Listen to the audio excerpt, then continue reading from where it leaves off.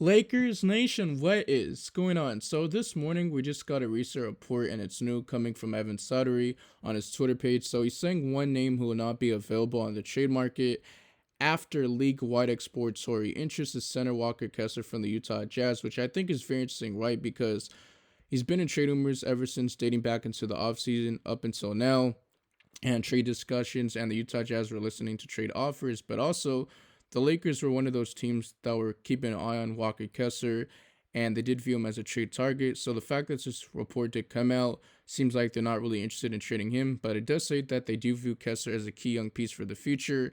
Kessler's putting up together a career best season, averaging around 10.9 points per game, 11.1 rebounds, and 3 blocks per game, which is actually incredible. But he does join Victor Wembanyama as the only players averaging a double-double and 2 blocks per game this season.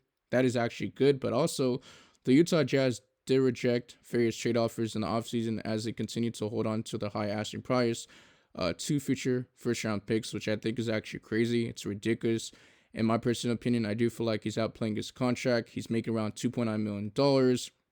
And also, the Knicks did offer multiple first-round picks for player Walker Kessler before they did show interest in Nick Richards from the Charlotte Hornets, and also trading for a center in Karl-Anthony Towns from the Minnesota Timberwolves this offseason before the regular season did start. But also months ago, the Lakers did really show interest in offering D'Angelo Russell, our point guard, and multiple first-round picks for a player Walker Kessler, but the Jazz would not be interested in D'Angelo Russell. So those are my thoughts on the whole situation. It just seems like the GM and Danny Ainge is just playing hardball, and that just makes him a great GM because he likes to get first-round picks.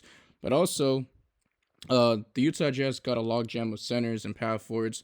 I do want to show you on ESPN. So they got John Collins, who's expected to be on the trade block. He's a power forward. He can even play center at times, but he's a little bit undersized, 6'9".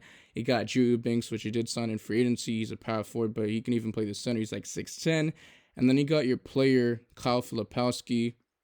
I'm pretty sure he was like a freshman or sophomore from Duke this past year, but they just drafted him in the second round in 2024. And then you got your young player, 21-year-old, in Taylor Hendricks. So they got a bunch of centers / power forwards, and then you signed Lauri Markkanen to a contract extension in the offseason. But make sure you guys like the video to get it to more people. Also subscribe. We're on the road to 3K subs. And lastly, turn on notification bell so you guys get notified for future Lakers content.